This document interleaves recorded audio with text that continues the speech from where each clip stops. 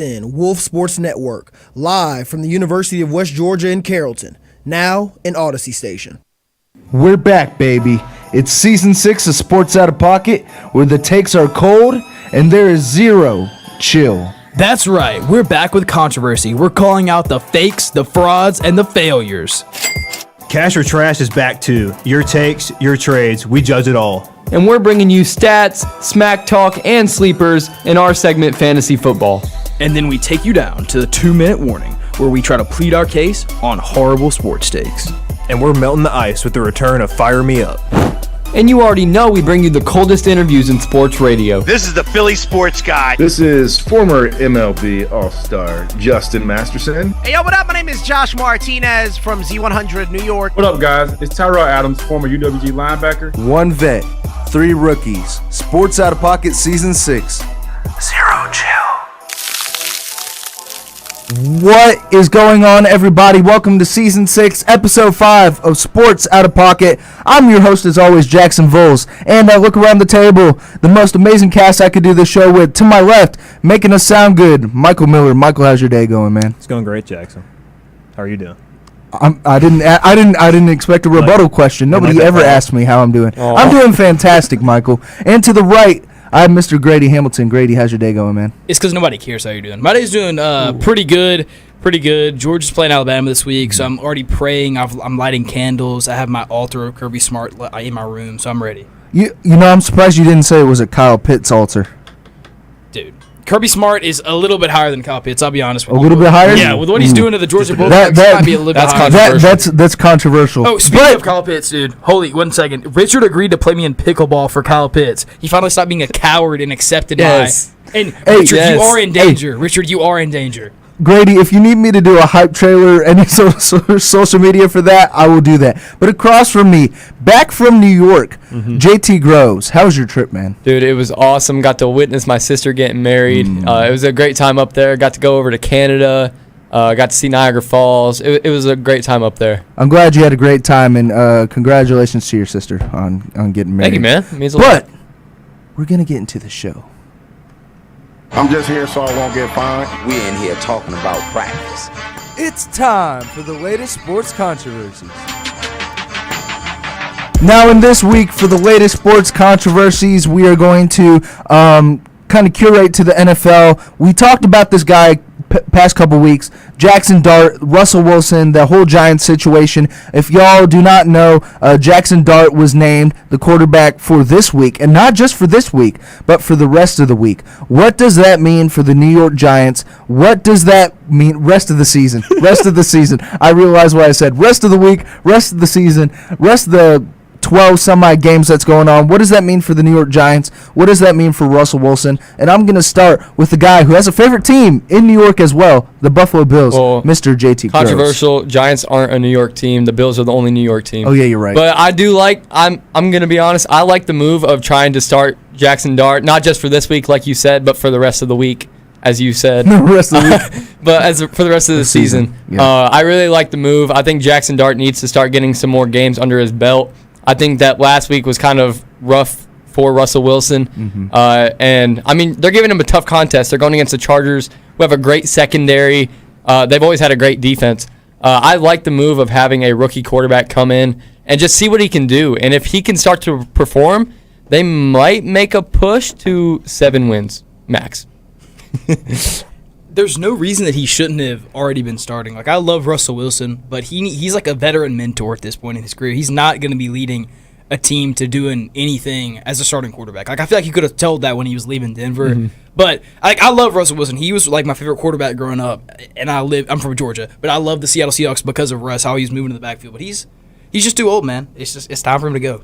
Here's my thing on it. Like, the timing just makes no sense to me. If you were going to pull Russell Wilson this early in the season, why would you not just start the year with Jackson Dart as a starting quarterback? It's week 3, and they're making this move. It just seems a little weird to me, especially when Russ played so well the week before against Dallas. I know he had a good game. He had a bad game against Kansas City. He didn't play well against Washington. But he lit up the stat sheet against the Cowboys.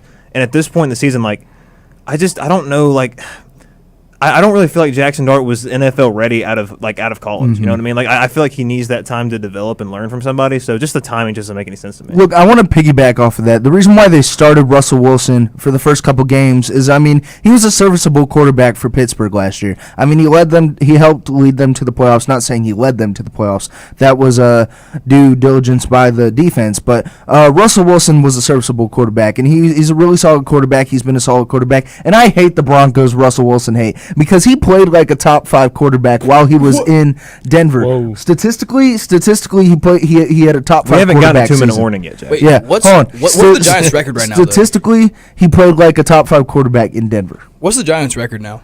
Is it It's like 1 in something. I It's wonder- 0. It's 0 and They're 0 and 3. 3. They're Oh, 0 and they 3. are They're 0 0 and and 3. 3. If you They're throw 0 and Russ 3. out there to see if he can like make something happen, and then when he doesn't, you're like, okay, well our season's kind of already like. So you like just go ahead and Yeah, throw you Jackson might as out well. there and Look, give I him don't- experience.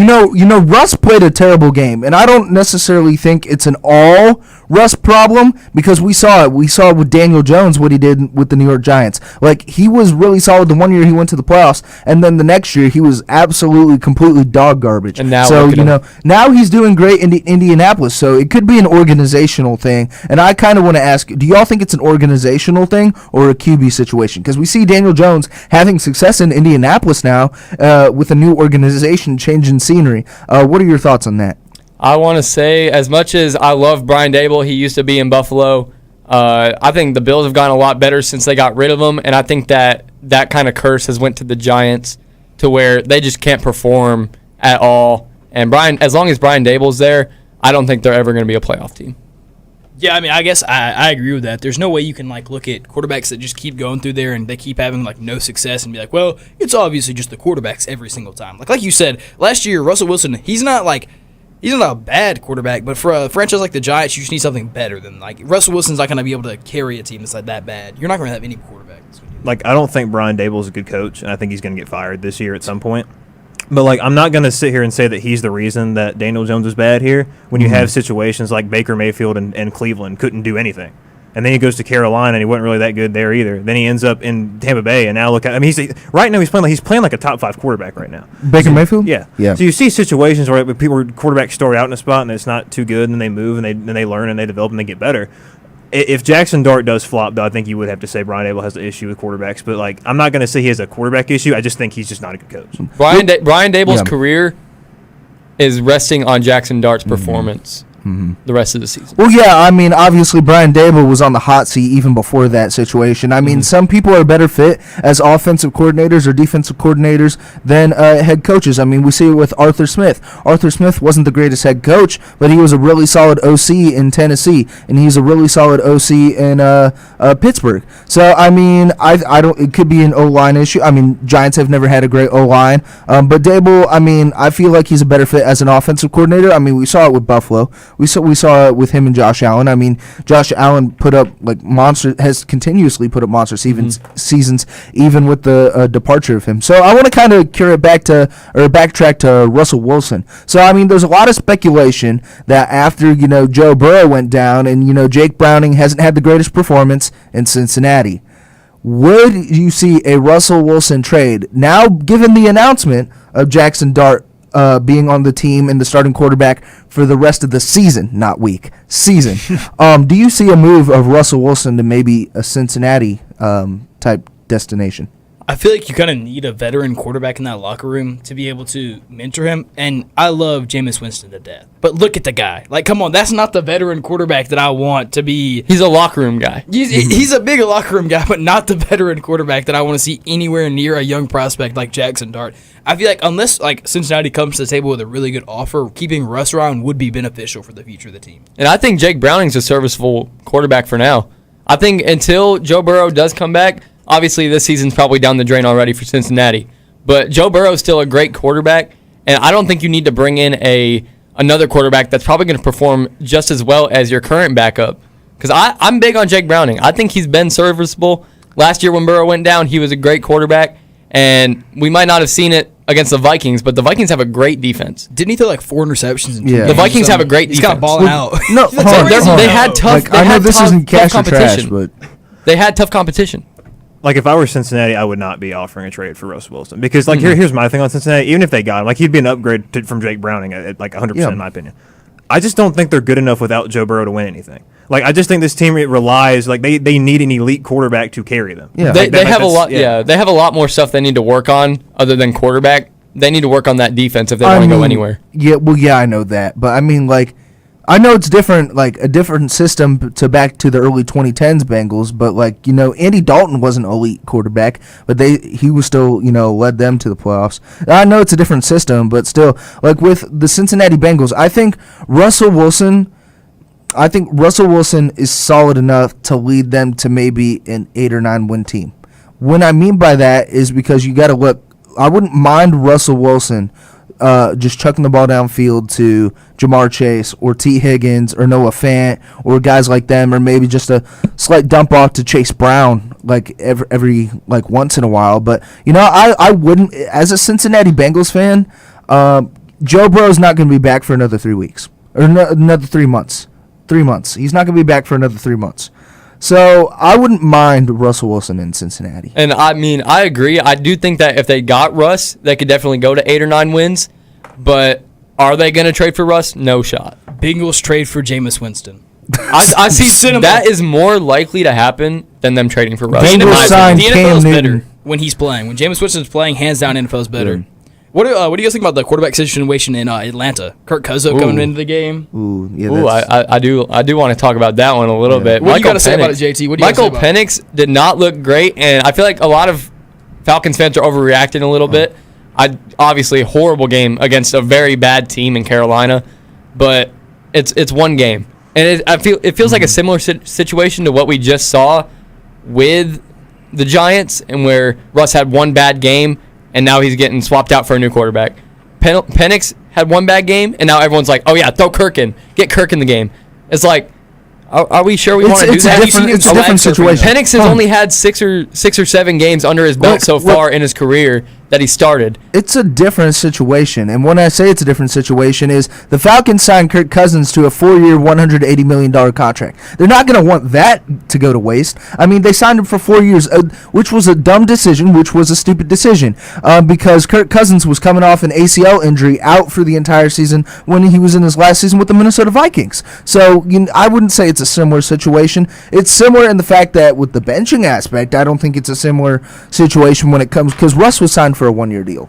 He was signed for a 1-year deal with the Giants. So, like, Michael, what are your thoughts on the Falcons? I know we're going to get in a little bit later in the show, but what are your thoughts? I may or may not be bringing this up during Cash or Trash. Oh, then all right, we're going to be quiet about that. Another quarterback thing, though. Oklahoma's quarterback broke his hand. That's a big situation. That's a big deal. That could affect their team. Like, they have one of my friends talking about they have a bye week, and then they have some bum school they could play against, which might potentially, like, they may not drop a game with him out, but looking to see if he comes back and plays the same will be interesting for the team. Yeah, I like how you speak upon John Mateer, because I have John Mateer in my college fantasy football league. But let's stick with the topic of NFL and get into some fantasy football. It's that time of the year again, and we're talking all things fantasy. Whether you're a 10-year vet or a first-year rookie, we've got you covered with some fantasy football. Now, with fantasy football, I want to start off with this one before I hear a whole rant from LeBron over here, JT Groves. I have a better record. I'm 2-1, and some notable players have gone down. Mike Evans for 3 to 5 weeks. Najee Harris out for the season. By the way, I would love to give big success, big props to Knuckles. I believe he's called the Knuckles of the Lions running back duo, David Montgomery. Thank you so much. You saved his career. You saved my career. You saved my fantasy football reputation by taking down Aaron Walker. I'm super excited about that, but I want to toss it to Michael Miller before I have to hear a rant from JT Groves. What were your thoughts on your fantasy team this past week? Mark Andrews may be the most clutch fantasy football player of all time. Fantasy football player. Not so much in the playoffs. Not in the playoffs, no. He came in big for me, though, on Monday night. I was down to Joey, and he had Jake Bates going, and Mark Andrews has had, like, 1 reception in both of his first 2 games, so I was not thinking I had any chance to win that game. And then he went off for 27 points. There you go. So ended up getting the win over Joey by, like, 16 points just because of Mark Andrews showing up. That's what's up. So- I want to go ahead. Yeah. I'm just going to be quiet. Just go. Just give it to him. Just go. Jackson likes to call me Lil Bruh, even though I'm one of 2 teams that are still undefeated in this league. As Grady talked about earlier, Richard is the other team that is currently undefeated in this league. Made a trade for Christian McCaffrey, and I still got Marion Hampton, who is finally starting to pay off. And also news with Najee Harris going down for the season, which hurts me, but at the same time, I love to see it because Marion Hampton is now going to get the ball every single play. And so I'm loving my team so far. I got an easy matchup this week against Joey. I hope he gives me a little bit of a challenge Easy because I don't matchup. want to just destroy his entire team. But I know how to play defense. I held John Howley to 80 points last week with a pretty solid team that he had. I strike fear into my opponents. I don't think that's how fantasy works. I strike fear into my opponents. I'm a great head coach, and my team popped off. TJ Hawkinson, I also picked up last week, dropped like 15 points. He's going to start picking it up this season. So you spoke to them like one-on-one in person, through DMs, saying, I if you don't have a good week this week, I'm benching you. I talked to him. If you guys saw the TikTok that I posted, I talked to Marion Hampton. I said, if you don't have a great week this week, you're going to get benched. And look what he did, 25 points. Speaking about great weeks, Grady Hamilton, you had a phenomenal week for fantasy football. Actually, you got your first win, I right? won my first game. I was literally, at this point, I started closing my eyes before. I don't wake up from bed on Sundays because I'm not trying to look at any of the games. I just, close my eyes, open them at the end of Sunday, and see who's winning the game. And it turned out it was me this time. I'm not nearly as good of a head coach as JT is, and my guys pulled it through. They have heart. They have drive. They have grit, determination. Don't give JT the props. I still don't have Kyle props. Pitts. I get all He the props. took advantage of people who I don't know if they Jackson know. said I lost a trade earlier on when I got Josh Allen and Keon Coleman for Brock Purdy and A.J. Brown. Look at me now. Brock Purdy's hurt. A.J. Brown hasn't been performing up to par. He performed Keon up to Coleman's par performing last like a week. top 20 receiver, and Josh Allen's currently the quarterback 1. You know what, JT, since you Send him up. continue and stay yapping, I want to talk to you.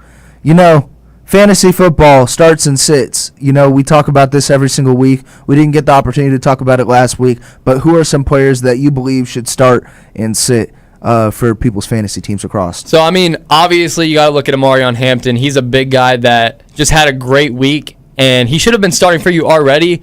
But now that Najee Harris did go down, I think he's a guaranteed start. He's going to be a running back 10 at least for the rest of the season in a run-heavy offense with Harbaugh at the head coach. This is a run-heavy team. I think Herbert's going to definitely dump off the ball to him a lot. He's going to get a lot of the receptions that Najee used to get. And so Marion Hampton is a clear start. I can expect another 25-point game from him this week against the Giants, who are a bottom 5 defense in the league. And I also want to talk about the Vikings receivers. Now that Carson Wentz is going to be starting this week since J.J. McCarthy went down, Justin Jefferson and Jordan Addison, who is coming back this week, who a lot of people don't really think about him because he was suspended for the first couple games. Jordan Addison is back, and he was a very serviceable wide receiver 2, one of the top wide receiver 2s in the NFL last season. I think these guys are both clear starts. They do have a tough matchup, but I think it's going to be a high-scoring matchup, which means they're going to have to pass the ball a lot. So, I want to give my props very quick to Carson Wentz, former Eagle. By the way, back in 2020 when we drafted Jalen Hurts in the second round, I was very hesitant because, Carson Wentz, you talk about only one bad season or one bad week. Carson Wentz only had one bad season for the Eagles. One down season, and we decided to do a change in the quarterback position by drafting Jalen Hurts. I was upset. But I love Carson Wentz, and I love to see him succeed, and I loved seeing that game with Minnesota against Cincinnati this past week. So give it up for Carson Wentz. By the way, love Jordan Addison. Had Jordan Addison on my team last year when Sam Darnold was at the quarterback, and honestly, I don't know if this is a cash or trash or not. I know we're not in that segment yet, but I trust Carson Wentz a little more than Sam Darnold when it comes to the quarterback QB1 position. I'm not saying it's any Eagle bias, but the track record shows for itself. Carson Wentz is a great quarterback. I don't know how I feel about that take. I think Sam Darnold's a pretty solid quarterback. He's doing good in Seattle now.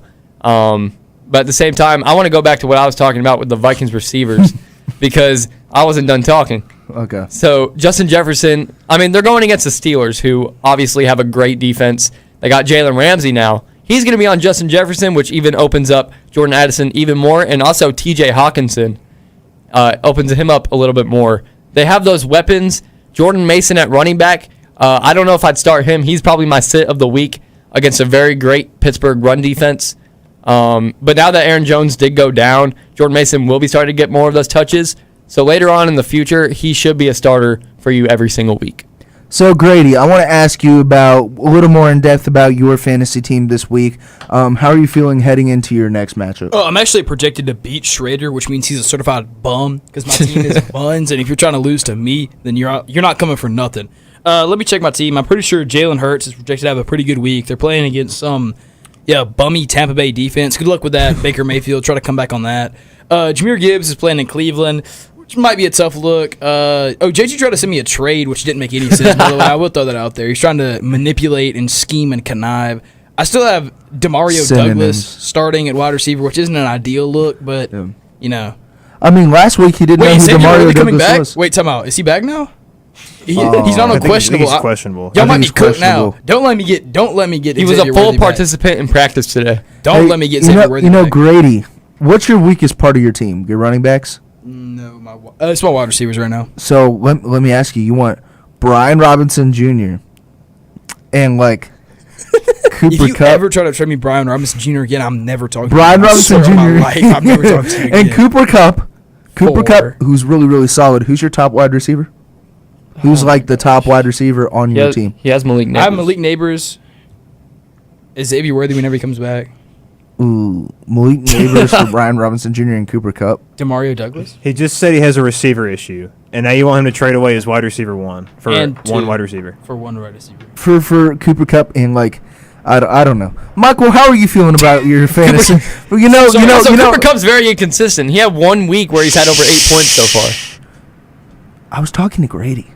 You were actually just about to talk to Anyways, Michael, how do you feel about your fantasy football team heading into next week? I actually feel really good about it. Yeah. I was worried about my receiver room after week 1, but I got Keenan Allen, and I picked up. I paid a lot of money for Quentin Johnston. Yeah. And I think it was I think it was worth that in the giving $150 for that because he's been really good. I don't really think I have really a weakness anymore on this team. It's just kind of banking on people to like show up and just play the best they can each week. Because like last week for me, like Chuba Hubbard, like he didn't have a great game, and that was really the only thing that held my team back. I think really. Because you had Mark Andrews have a pop off for a big week, Bucky Irving was solid, and really right, and finally, and AJ Brown finally had a good game. I'm sorry. I was looking at my team in this other league that I'm with WSN Legends, and Josh Jacobs is out. James Conner. He's so nonchalant. You know, it's so bad. Anyways, I'm feeling good about my.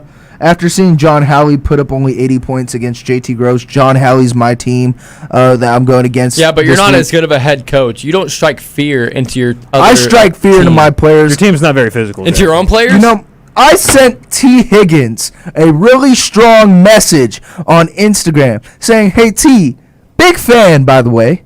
Would love to have you on a show of Sports Out of Pocket." So Sports Out of Pocket and T. Higgins, if you're watching, hopefully come on an interview. But yeah, he's watching. T. Higgins, please have a great week, and I hope hope the family's doing well. But please do something on the field this week. I know Jake Browning's not the greatest quarterback. He wouldn't do anything with Burrow out there. I would love nothing more than for Jackson to fall to 2-2 in this league.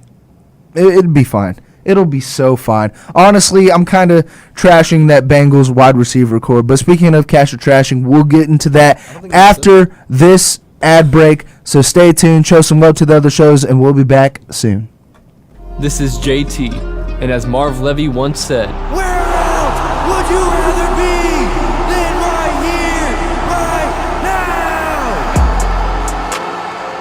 now?" And we are Wolf Sports Network. Listen up, because I got to tell you, Sports Pack is back and better than ever right here on Wolf Sports Network. Sports Pack is UWG's one-stop shop for all things sports. From hot takes to heated debates and even your best bets for the week, Sports Pack has you covered. So don't miss out on the fun. Catch us right here on Wolf Sports Network every Monday and Thursday at 6 p.m. See you there.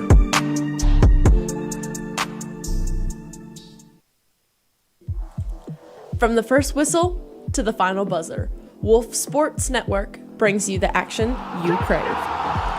Sports Pack is your all-access pass to the Wolves athletics. From football, basketball, baseball, soccer, and volleyball, and more. If the pack plays, we cover it. Passion, pride, pack. Don't miss Sports Pack every Monday and Thursday from 6 to 7 on Wolf Sports Network. Sports Pack. Sports Pack. Sports Pack is back. West Georgia's one-stop shop for all things sports. Whether it's UWG, NFL, NBA, or MLB, we've got you covered on all fronts right here on Sports Pack. Mondays and Thursdays at 6, only on Wolf Sports Network.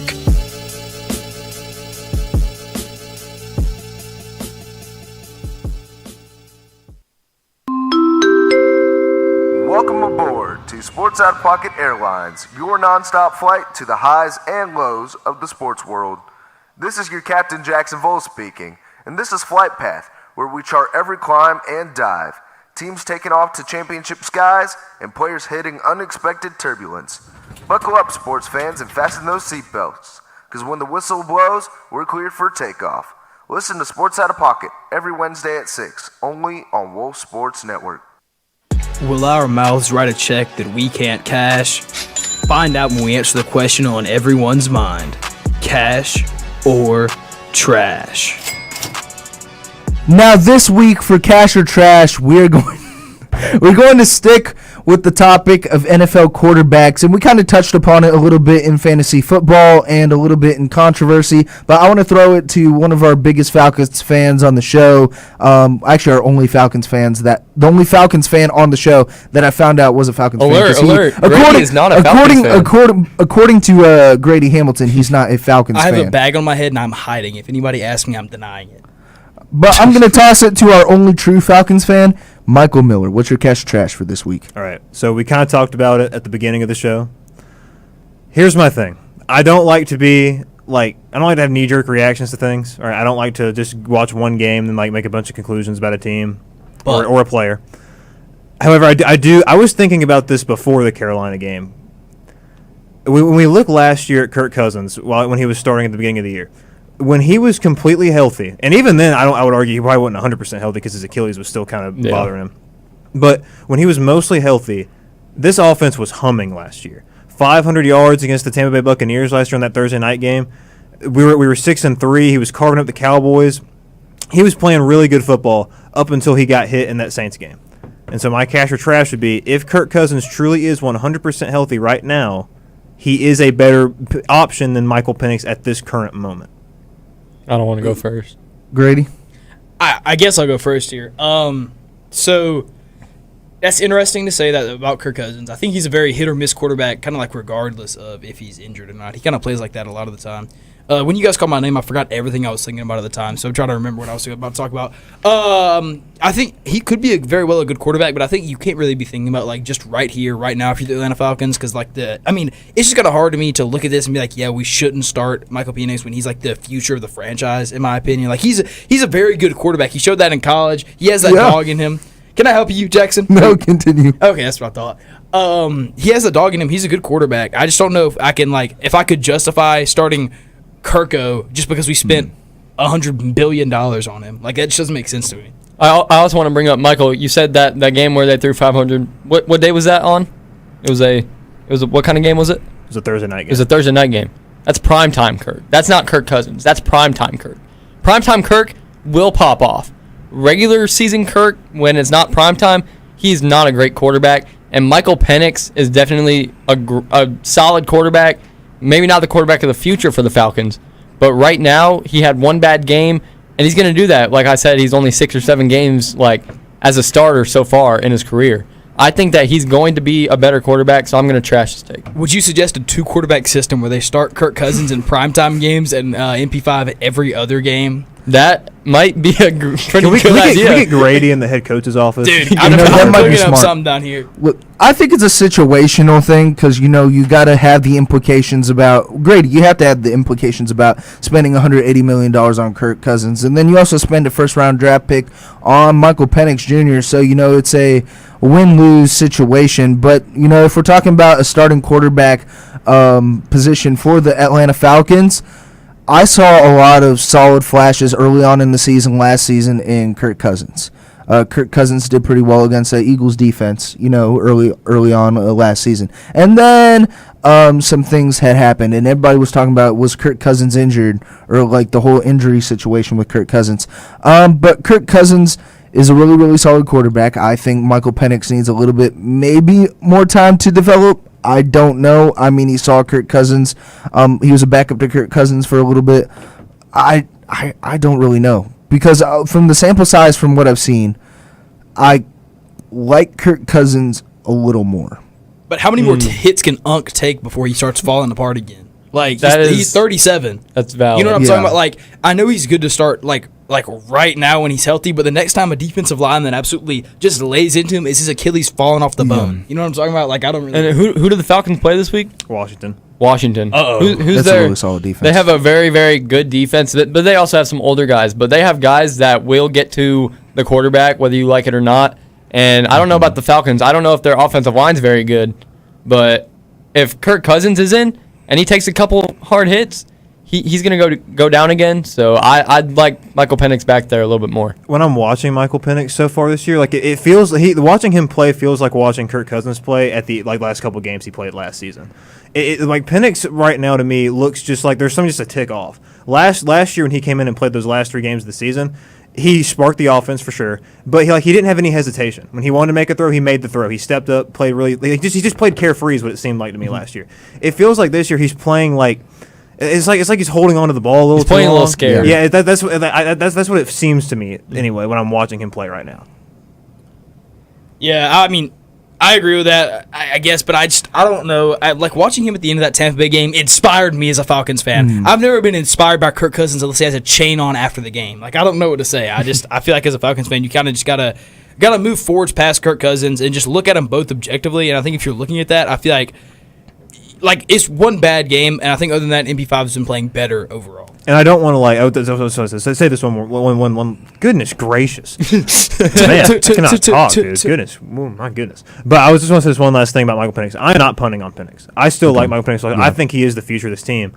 But like midway through that Carolina game, I just don't know why when he's struggling so bad and he's still so young, maybe you do just bench him for that game and let Kirk come in while you're still in it and you have a chance to win the game. That's all. That's what my main point. That is one thing I definitely agree with, is to have an open mind. Like, if you're the Atlanta coaching staff, you want to have an open mind, because I don't think you should be on either side. Like, we spent a first-round draft pick, so we have to start this guy, or we spent $1 billion, so we have to start this guy. Like, keep an open mind and see who's actually playing better, who actually wins the quarterback race. And we saw this with the Browns. I think it was against the Ravens when Flacco just was not having a good game, and they threw in Dylan Gabriel for like a few snaps. I think that they should have done something similar with throwing in Kirk when they were down already 20 points in the game.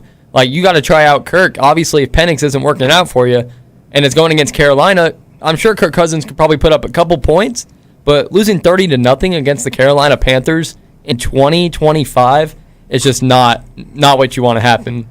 Now, I want to stick with the topic of NFL quarterbacks for my cash or trash. And, I kind of thought of this after the whole thing when y'all were saying it's not the 2-minute warning yet. It's not the cash or trash yet. But I want to talk about Carson Wentz. And we talk about all these backup quarterbacks who have stepped in the starting roles after quarterback injuries and have gone down and have played phenomenal. I mean, we saw it with Mac Jones. He played really, really solid with the San Francisco 49ers, stepping in for Brock Purdy.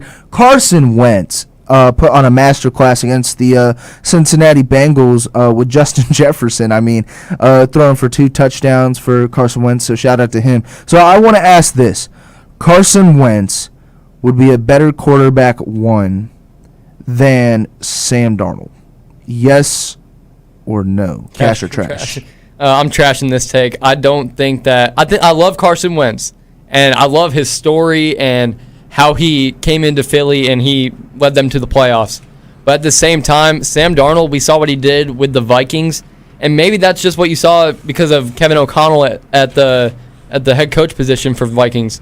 But at the same time, he's doing the same thing he did with Minnesota. He's doing the same thing in Seattle right now, and he's looking pretty good doing it. So I'm trashing this take. Like, good as an attractive, or like as a good quarterback? I think he's doing pretty good as a quarterback. I think that seeing how he performed in a bad system, and then now you get to see how he's doing in a much better system, like Sam Darnold with the Jets, horrible. But now he went with the Vikings, who were actually solid. He had some weapons. he did good. Now he's in Seattle. He has Cooper Kupp. He has Jackson Smith and Jigba.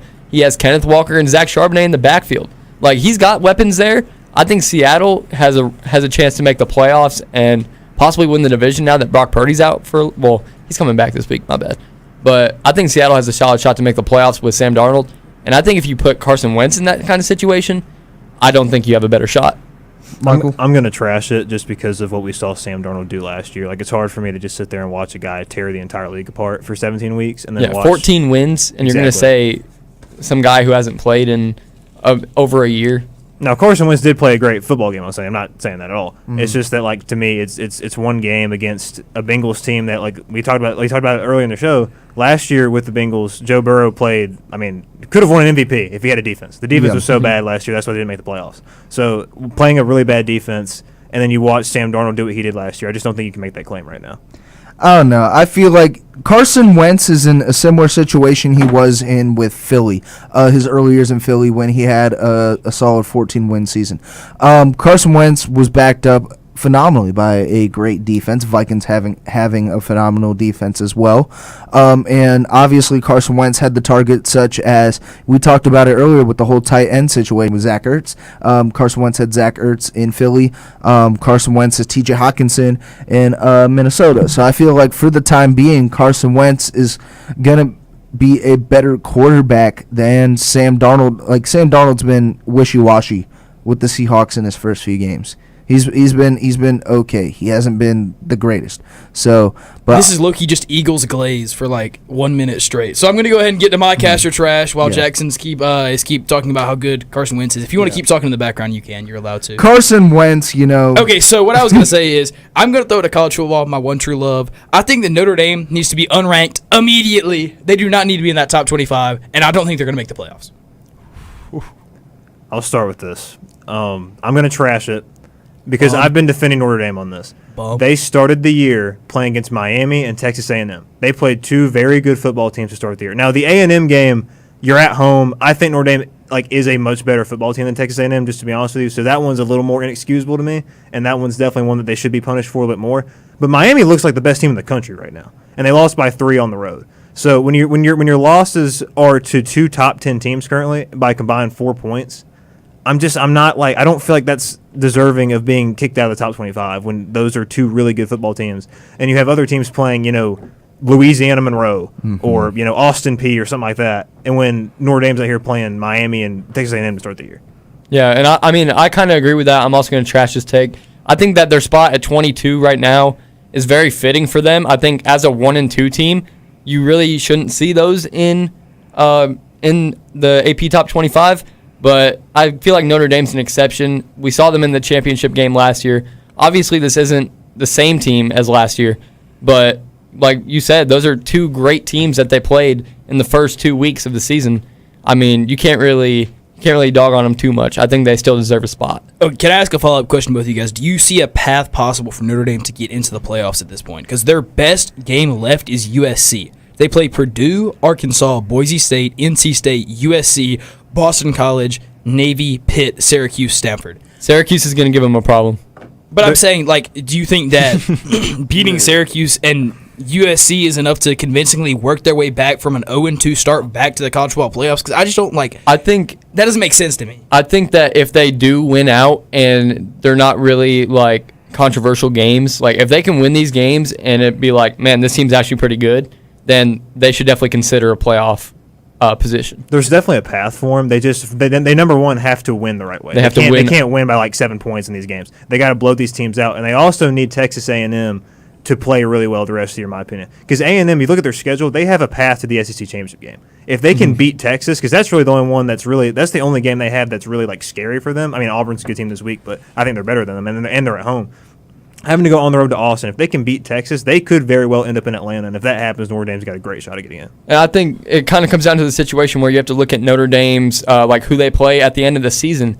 You're going to look at, they played Texas A&M and they played Miami. Miami's probably going to be up there in the top of the polls. They're going to be a top-ranked seed by the end of the season. Texas A&M, if they're a top 10 seed by the end of the season, then you can look at Notre Dame's schedule and be like, man, they got close games against the number 2 seed and the number 7 seed. It's you look at it, those are tough opponents, And if those are their only losses, you definitely should be able to consider them for a playoff spot. My whole thing about that is I just think that if you play a schedule like Notre Dame where you schedule 2 tough teams and a bunch of bums, you can't go out there and lose to the 2 tough teams you have, because what are we supposed to look at? Like, we can't be like, well, they have 2 quality losses. What are their quality wins? Like, what qualifies them to be in the playoffs That's other than valid. they lost to good teams? Like, plenty of teams lose to good teams. They want to put them in the college football playoffs just for the heck of it. Yeah. Look, there's a path. I mean, they lost to a phenomenal Texas A&M team. I mean, Mario Craver put on 200 plus receiving yards against them, and then they lost to Miami earlier. Miami. Yeah, Miami and Texas A&M. Sorry, I was writing stuff down. They lost to Sid the Sloth. You said 2. You said the number 2, right? I think at some point I probably 2 teams? did 2 something. Speaking of 2, it's time to get into the 2-minute warning. It's the end of the game, and you're losing. But you have one chance to defend an awful take. Do you have what it takes? We have reached the 2-minute warning. Now, if y'all are new to Sports Out of Pocket, we have a segment called the 2-minute warning, where people send in terrible sports takes, and we have to defend them. And we throw it to our TriCaster, which is Daniel Cheney, to judge our 2-minute warning. So, 1 point for Grady, 1 point for Michael, 1 point for... neither of us. Yeah, That's it. Yeah. 0-0. So I'm going to start with the guy who won last week, or 2 weeks ago, Mr. Michael Miller. All right, I'm excited about this. We have a whole new. We list have this 4. week. I'm not excited. I saw Jackson writing them, and this is about to be bad. Oh goodness. Oh man. All right, this one is Brawny is the GOAT. So, yeah, that was one I saw. Jackson, I can't read your handwriting. I have no idea. Brawny is the new GOAT by I'll kindly Parker, defend my King LeBron. Parker Andell. Starting in 3, 2, 1. Okay. So we all know that LeBron James is the GOAT right now, right? I think do we all agree on that? Jordan. Debatable. Debatable. No. At least debatable. Mm-hmm. So LeBron James, probably the GOAT. It's his son, all right? He's got his DNA, therefore he's basically the GOAT too. Look, Bronny is going to have a great story. He's got a lot of adversity, all right? He hasn't been too good since being in the NBA. Should he be in the NBA to begin with? Very questionable, right? His dad has gotten him into the league. But he has the potential to be that guy on your varsity basketball team that thought he could go to the NBA but really couldn't. But he got the opportunity to be there. And because he had the opportunity to be there, he's going to have the chance to be a normal guy, just a normal guy who's kind of good at basketball, to be the greatest normal guy that could play in the NBA, which I think is more impressive, to be honest with you. I think it's much more impressive to just be like me or JT going into the NBA. And just being competitive, you know what I mean? Yeah. But I know what you mean. But Bronny, all right, has a chance to be more than competitive, to be a solid player in this league. And if he becomes a solid player in this league, that to me is more impressive than the guy with a bunch of talent being the GOAT. Michael, I love that spiel, and I would love for you to do some TED Talks with a local organization. But we're gonna toss it. We're gonna toss it to me. Inspired by that. I feel inspired. I'm gonna throw it to me.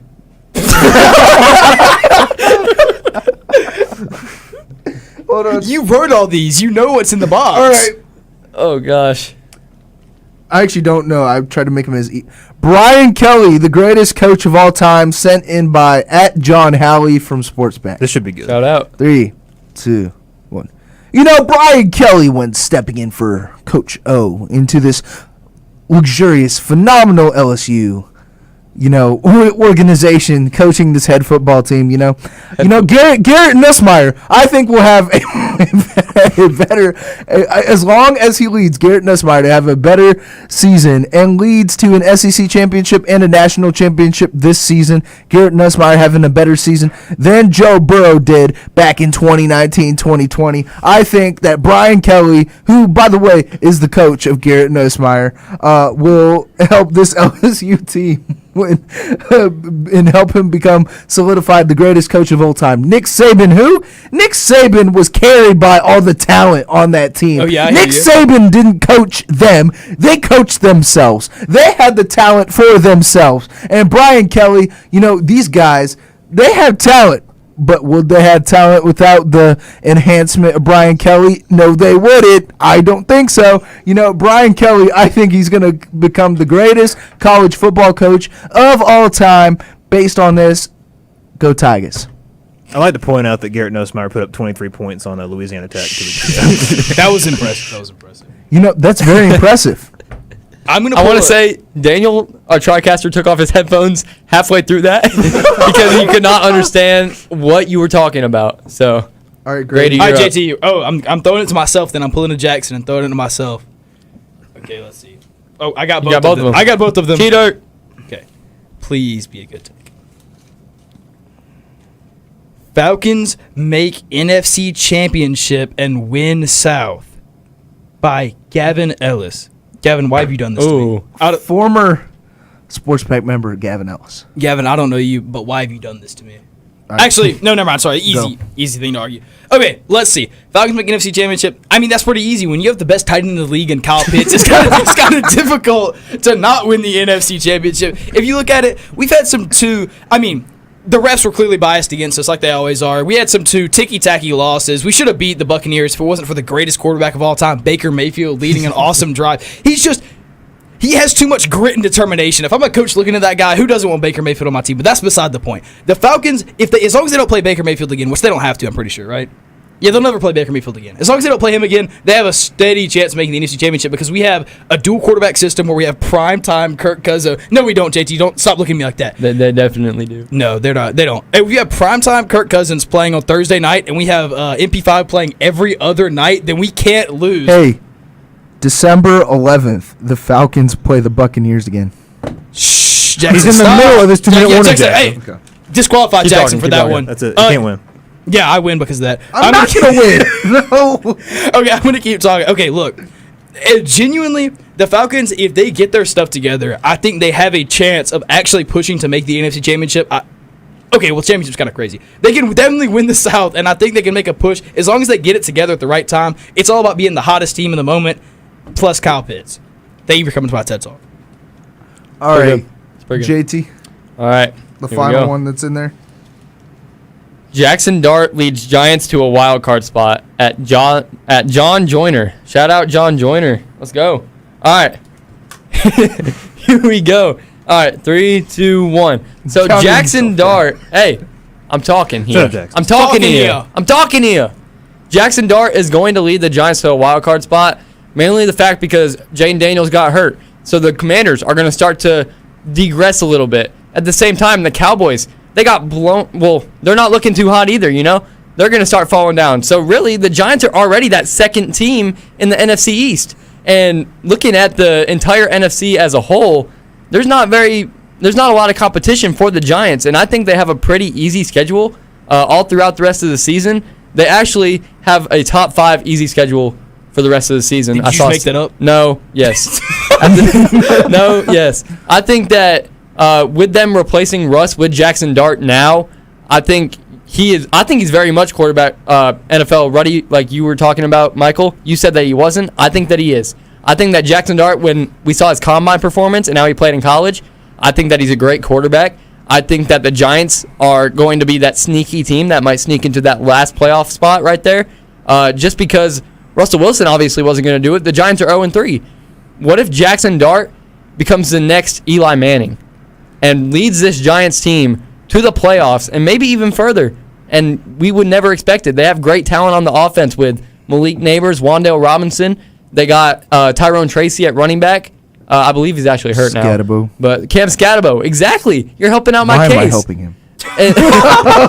And they have solid defense. They have a young defense that's going to step up. And for the rest of the season, I think that Jackson Dart, if he has a solid season with over 4,000 yards, I think that Jackson Dart will lead this Giants team to a wild card spot. SEC, you took that way too serious. SEC is the closest thing to the NFL, people say. Quote Derrick Henry. So we're going to throw it to Daniel Chaney over here. Daniel, who had the best case for the worst take? Drum roll, please. He's writing on the whiteboard. He's still thinking. He's thinking about it. I think. Oh, he doesn't have a whiteboard. Just point to the person. You can use sign language. Me. Michael? Oh, dang it. I was trying to help you out, Michael. Sorry. Let's go. First win of the season. Point for JT, point for Grady, that point for Miles. Coming at you fast, Jackson. I'll come back. It's okay. It's okay. I'm going to come back. And that's kind of got me fired up. But before we get into our last segment, Fire Me Up, we're going to show some love to the other shows very quick with a quick ad break. And when we come back, we're going to get fired up about our NFL teams. Hey, yo, what up? My name is Josh Martinez from Z100 New York, and you're listening to my dudes from the Sports Out of Pocket on the Wolf Sports Network. It ain't just a game. It's everything. This is where the best separate themselves from the rest. But to be the best, you gotta read the best. And the best is the playbook. Let's go. Yeah, go. Tune into the playbook, Fridays at noon on Wolf Sports Network. Man, this beat brings back memories. Anyways, let me tell you all about this show on Wolf Sports Network. Get with the playbook. Get with the playbook. Get with the playbook. It's the playbook. Hear us talk about all college basketball, football, and baseball. Fridays at noon. The playbook, only on Wolf Sports Network.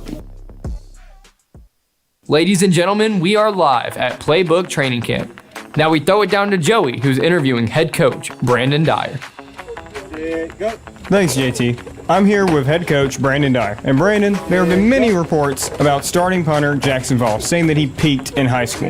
Now, what are your thoughts on how he will perform this semester with the playbook? Well, Joey, I have full confidence that Jackson Voss will be a breakout star for the playbook this season. And you'll find out Fridays at noon only on Wolf Sports Network.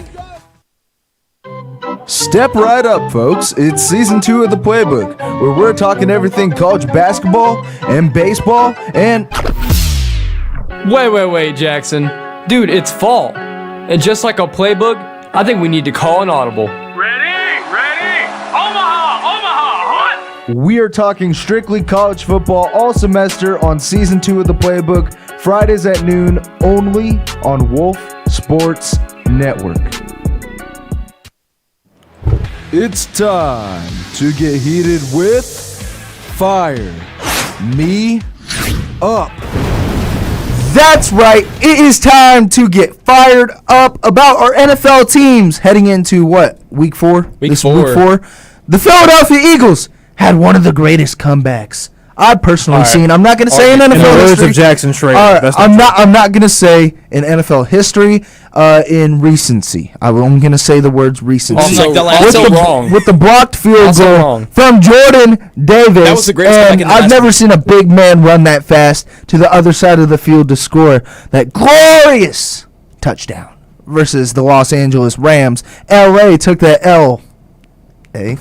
You know. What's our real big post on Instagram? So, by the way, make sure to go follow Wolf Sports Network on Instagram. We're almost to 1,400 followers over there. Hey. But, I'm super excited about this Eagles team. The only thing I'm not excited about is our secondary keeps letting up, I think, top 10 in passing yards across the NFL when it comes to the secondary. I saw that C.J. Gardner-Johnson got released from the Texans, so CJGJ, if you want to come back to the good old streets of Philly in Lincoln Financial Field, we would love to have you back on our team. But anyways, I'm going to toss it to another guy whose team won this week against a very cold team down in Miami. Cold? It's Miami. But they did look solid this week, and I'm not going to diss on them too much. They actually looked pretty solid. They gave us a run for our money. But the Bills are one of 6 teams that are still undefeated, and nothing I love more than seeing the Chiefs at 1-2 and the Ravens at 1-2. And one of them is going to be 1-3 this week because they play each other in Kansas City. So I'm so excited. I hope the Ravens lose because I feel like they're more of a threat to the Bills. But the Bills are probably in the best position to get this 1 seed right now. The other undefeated teams are the Chargers, who worry me a little bit, and then the Colts with Daniel Jones. So I think that the Bills are definitely the powerhouse in the AFC right now, and I don't think any team is going to stop us anytime soon. I really do think that we could have an undefeated season on our hands. Our only 2 tough games the rest of the season are the Chiefs and the Eagles in Week 17, I believe.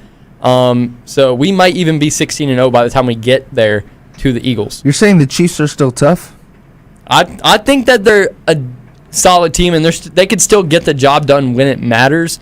Obviously, they haven't looked great this season, but at the end of the day, with Andy Reid at head coach and Steve Spagnuolo coaching that defense, I think that you can't really count them out yet. If the Eagles stopped cheating on the tush push, it's not cheating. You would have cooked you guys. They would have it's not cheating. So I'm fired up about that. It's not cheating. It's a false start every single play. So one, it's a false start, and they're lined up in the neutral zone. So maybe if we started calling that. I don't know if anybody else saw. There was a headline that said ESPN or the NFL told the officials to start calling them tighter on the tush push calls. That's the biggest admission of cheating I have seen in a long time. Yeah. Headline, schmedline, red line, breadline, Eagles in 5. Anyways, the Eagles are going to win the NFC East. I think they're going to win the NFC East. Right now, we are 3-0, and I'm feeling good. But I want to throw it to the guys who pride themselves in saying that they're the best birds, which they are not. I have never said that. The Atlanta Falcons, and I want to start with Grady. So I'm not a Falcons fan, but if I were, I would say that we're undefeated in owning Kyle Pitts. So if it was a competition on who had the most Kyle Pitts on their team, the Atlanta Falcons would be undefeated right now. Seriously though, looking forwards. If we figure out our quarterback situation, I really don't think that we're in that much trouble as people are saying right now. I think that MP5 is a great quarterback. I like my dad has told me this. He thinks that he got basically DeBoer the job in Alabama by being a GOAT quarterback in Washington. So it's not crazy to think that he's going to start playing like he should once he gets used to actually getting starts and real playing time in the NFL. So I'm not really worried about the Falcons. I think we're making a comeback. NFC South is free. We remember the last time a left-handed quarterback named Michael played for the Atlanta Falcons. It's pretty solid. What are you implying? Michael, just go ahead and Speaking of Michael, who is also left-handed, Michael Miller. I'm not left-handed at all.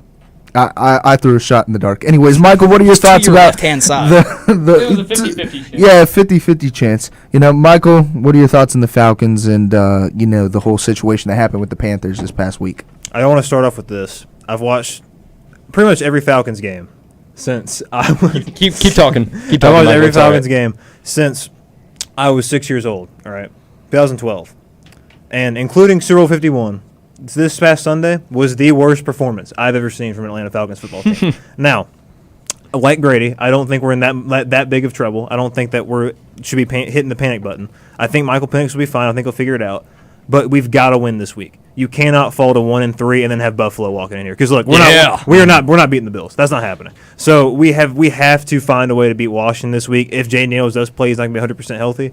And if he doesn't, we can. If we let Marcus Mariota and Dan Quinn walk into Mercedes-Benz Stadium and beat us, the former Falcons head coach and a former Falcons starter. I mean, Mariota played phenomenal for the Washington. I forgot to give props to Mariota. Mariota played phenomenal for Washington this past week, and we talk about backup quarterbacks. So I mean, to that point, do you think they should start Kirk if that situation were to happen this week? I don't know. I mean, I would still start Michael Penix. I did say for the cash or trash, but I do think Penix should still start. But I feel really excited about the defense, though. The defense is very good. They've been playing great football.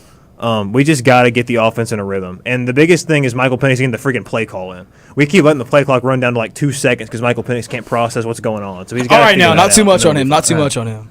Now, unfortunately, that's all the time we have today. But stay tuned tomorrow because we have a reel coming out with another West Georgia athlete out of pocket on the road on Instagram. So make sure to go follow. And also stay tuned for tomorrow. For those who don't know, what athlete is it? You'll see. Stay tuned. I'm not going to tell you. It's going to be a mystery. Mystery athlete. But stay tuned tomorrow for Sports Pack live at 6 from 6 to 7. But for JT, Grady, Michael, and myself, we will see y'all next week.